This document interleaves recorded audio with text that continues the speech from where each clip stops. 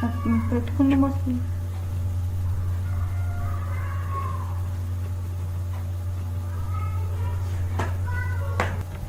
अस्सलाम वालेकुम स्टूडेंट, आज जो एक्सपेरिमेंट नंबर 3 है इसमें हम मेजर करेंगे thickness of metal strip or wire by using screw gauge. Screw gauge को हम यूज़ करेंगे और इसके थ्रू हम मेटेलिक स्ट्रिप लेंगे या वायर लेंगे और इसकी क्या फाइंड आउट करेंगे, थिकनेस फाइंड आउट करेंगे। तो ये आप लोग का पेज नंबर जो है, पेज नंबर 6 पे आप लोग का ये एक्सपेरिमेंट है। नोटबुक ओपन करें और पेज नंबर 6 निकालें, उस पर आप लोग का यही एक्सपेरिमेंट है। तो एक्सपेरिमेंट नंबर 3 है, इसको हम परफॉर्म करेंगे। तो measure the thickness of metal strip or wire by using screw gauge. तो स्क्रू गेज हमारे पास वो डिवाइस है जिसके थ्रू हम किसी ऑब्जेक्ट की थिकनेस या डायमीटर को फाइंड आउट करते हैं। ये आप लोग को जो फिगर नज़र आ रहा है ये हमारे पास किस चीज़ का है, स्क्रू गेज का है। इस एक्सपेरिमेंट को परफॉर्म करने के लिए फॉलोइंग स्टेप हम लेंगे। फर्स्ट वन हम लेंगे अपरेटिस लेने के बाद हम क्या करेंगे, उसकी प्रोसीजर करेंगे। प्रोसीजर के बाद हम उसकी क्या करेंगे, मेजरमेंट करेंगे। मेजरमेंट्स के बाद हम क्या करेंगे, कैलकुलेशन, और कैलकुलेशन के बाद हम लास्ट में रिजल्ट निकालेंगे, यानी cross sectional area of wire को फाइंड आउट करेंगे। क्लियर। अब आप इसके बाद जाते हैं स्क्रू गेज की तरफ। तो ये जो फिगर है ये स्क्रू गेज का है। इसकी पार्ट्स की तरफ जाते हैं तो ये आपको जो यू शेप का नज़र आ रहा है, यहाँ से हम स्क्रू गेज को पकड़ते हैं। इसको हम क्या कहते हैं, इसको हम फ्रेम कहते हैं। यू शेप वाली जगह को हम क्या कहते हैं, फ्रेम। इस साइड वाली जगह को हम स्टड कहते हैं।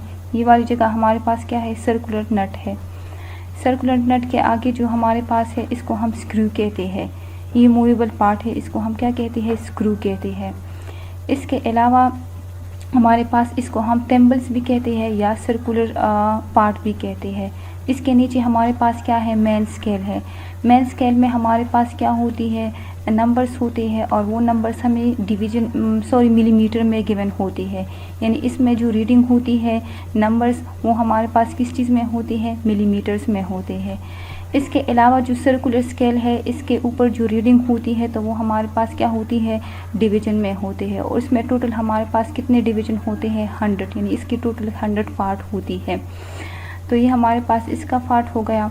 अब नेक्स्ट हम जाते हैं, लास्ट में आपको जो नज़र आ है इसको हम रिचट कहते हैं। इसके थ्रू हम क्या करते हैं, स्क्रू को क्लोज या ओपन कर लेते हैं, यहाँ पे जिस तरह आपको नज़र आ रहा है।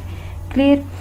अब नेक्स्ट वन हम क्या करेंगे, स्क्रू को ओपन करेंगे। तो यहाँ पे स्टड और स्क्रू के दरमियान क्या वायर रखते हैं, कोई ऑब्जेक्ट वायर रखते हैं, इसकी हम क्या फाइंड आउट करते हैं, थिकनेस को फाइंड आउट करते हैं। अब इसमें जाएंगे इसकी पिच की तरफ। प्रोसीजर से पहले हम फाइंड आउट करेंगे पिच।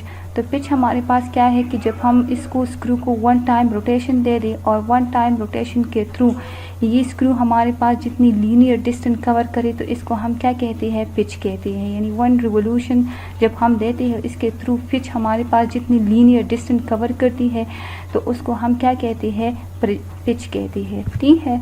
तो पिच का तरीकाकार हम इसका स्क्रू गेज का पिच किस तरह फाइंड आउट करेंगे। तो ये हमारे पास है कि नंबर ऑफ रिवोल्यूशन और साथ में क्या है, टोटल जो इन्होंने डिस्टेंस कवर किया है वो स्क्रू ने। तो पिच को फाइंड आउट करने के लिए तरीकाकार हमारे पास क्या है कि हम ले लेंगे, यहाँ पे हम इसको रोटेशन देंगे। तो रोटेशन के थ्रू ये हमारे पास जितनी डिस्टेंस कवर करेगी, तो distance moved bye main scale, main scale ने जितनी डिस्टेंस कवर की है वो 5 मिलीमीटर है। नंबर ऑफ रिवोल्यूशन यानी इसको हमने 5 टाइम रिवोल्यूशन दी है तो वो हमारे पास क्या हो गई है, 5 हो गई है। अब हम इसकी क्या फाइंड आउट करेंगे, पिच। तो पिच हमारे पास इक्वल है distance moved by thimble or main scale divide by number of revolution, यानी मेन स्केल पे जितनी टेम्बल रोटेशन करे वो और साथ में नंबर ऑफ रिवोल्यूशन। तो मेन स्केल पे हमारे पास जो डिस्टेंस कवर की है उन्होंने वो कितनी है, 5। नंबर ऑफ रिवोल्यूशन कितनी है, 5। तो 5 × 5 तो 1 मिलीमीटर हो गया। तो इसका पिच हमारे पास 1 मिलीमीटर। अब लीस्ट काउंट हमारे पास क्या है, किसी भी इंस्ट्रूमेंट की वो स्मॉलेस्ट डिवीजन जिससे हम मेजरमेंट करें तो इसको हम क्या कहते हैं, लीस्ट काउंट कहते हैं। तो अब स्क्रू गेज का लीस्ट काउंट हमारे पास क्या है, ये हमारे पास इक्वल है, लीस्ट काउंट हमारे पास इक्वल है pitch divide by number of division on circular scale. तो लीस्ट पिच हमारे पास अभी हमने डिराइव किया है वो हमारे पास क्या है, 1 मिलीमीटर के इक्वल है। अब सर्कुलर स्केल में जितनी डिवीजन है तो वो पहले इसी मैंने बताया कि इसमें टोटल हमारे पास 100 डिवीजन होते हैं। तो least count is equal to 1, pitch हमारे पास 1 मिलीमीटर है और डिवाइड बाय 100, यानी डिवीजन हमारे पास टोटल कितने हैं, 100 है। तो लीस्ट काउंट हमारे पास आएगा 0.01 मिलीमीटर। अब नेक्स्ट है, इसमें हम क्या फाइंड आउट करते हैं, एरर को फाइंड आउट करते हैं।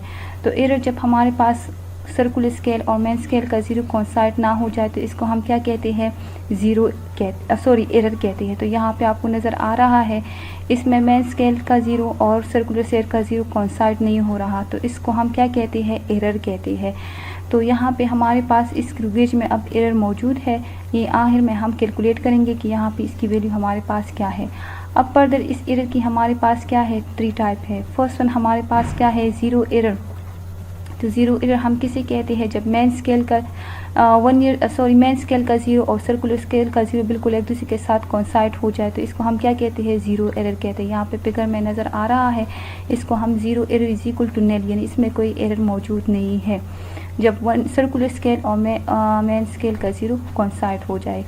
पॉजिटिव एरर हम किसे कहते हैं, जब सर्कुलर स्केल का ज़ीरो मेन स्केल के ज़ीरो से पीछे हो। यहाँ पे आपको नज़र आ रहा है तो ये इससे क्या है, पीछे है। इसको हम कैलकुलेट किस तरह करेंगे, अब हम देखेंगे कि सर्कुलर स्केल का जो डिवीजन मेन स्केल के रेफरेंस लाइन के साथ कोइंसाइड हो रहा है वो लेंगे और इसको हम लीस्ट काउंट के साथ मल्टीप्लाई करेंगे। तो सर्कुलर स्केल का 2 डिवीजन मेन स्केल के ज़ीरो के साथ क्या हो रहा है, यानी रेफरेंस लाइन के साथ कोइंसाइड हो रहा है। तो यहाँ पे हमारे पास 2 हो गया। अब इसको हम मल्टीप्लाई करेंगे लीस्ट काउंट, तो लीस्ट काउंट हमारे पास 0.01 है। तो यहाँ पे zero error 0.02 millimetre, last value से हम इसको क्या करेंगे, माइनस करेंगे पॉजिटिव एरर को। नेगेटिव एरर हमारे पास क्या है, जब सर्कुलर स्केल का ज़ीरो मेन स्केल के रेफरेंस पॉइंट से आगे हो, यानी सर्कुलर स्केल का ज़ीरो मेन स्केल के रेफरेंस से आगे हो तो इसको हम नेगेटिव एरर कहते हैं। इसका तरीका हमारे पास क्या है कि यहाँ पे हम वही तरीका करेंगे कि सर्कुलर स्केल का जो डिवीजन मेन स्केल के जिस रेफरेंस के साथ कोइंसाइड हो रहा है वो लेंगे। तो यहाँ पे 98 है।